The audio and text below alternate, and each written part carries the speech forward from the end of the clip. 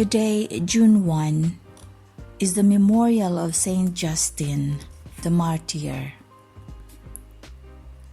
Saint Justin, from 100 to 165 AD, was an early Christian apologist and is regarded as the foremost interpreter of the theory of the Logos in the 2nd century. He was martyred alongside some of his students and is considered a saint by the Roman Catholic Church. Justin was born at Flavia, Neapolis, in Judea, into a pagan family, and defined himself as a Gentile.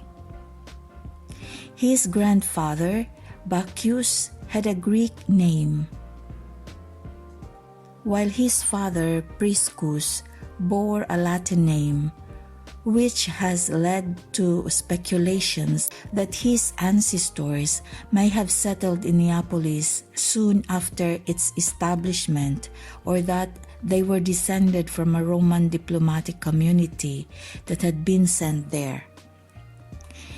In the opening of the dialogue, Justin describes his early education, stating that his initial studies left him unsatisfied due to their failure to provide a belief system that would provide theological and metaphysical inspiration to their young pupil.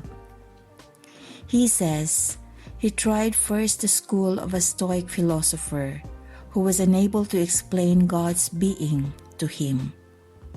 He then attended a peripatetic philosopher but was put off because the philosopher was too eager for his fee. Then he went to hear a Pythagorean philosopher who demanded that he first learn music, astronomy, and geometry, which he did not wish to do. Subsequently, he adopted Platonism after encountering a Platonist thinker who had recently settled in his city. And the perception of immaterial things quite overpowered me, and the contemplation of ideas furnished my mind with wings, so that, in a little while, I suppose that I had become wise. And such was my stupidity. I expected forthwith to look upon God, for this is the end of Plato's philosophy.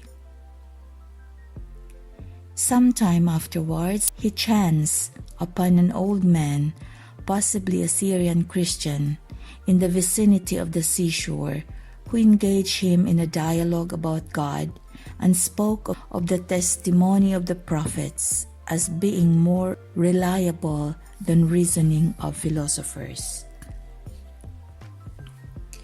Moved by the aged man's argument, Justin renounced both his former religious faith and his philosophical background, choosing instead to rededicate his life to the service of the divine. His newfound convictions were only bolstered by the ascetic lives of the early Christians and the heroic example of the martyrs, whose piety convinced him of the moral and spiritual superiority of Christian doctrine. As a result, he thenceforth decided that the only option for him was to travel throughout the land, spreading the knowledge of Christianity as the true philosophy. His conversion is commonly assumed to have taken place at Ephesus, though it may have occurred anywhere on the road from Judea to Rome.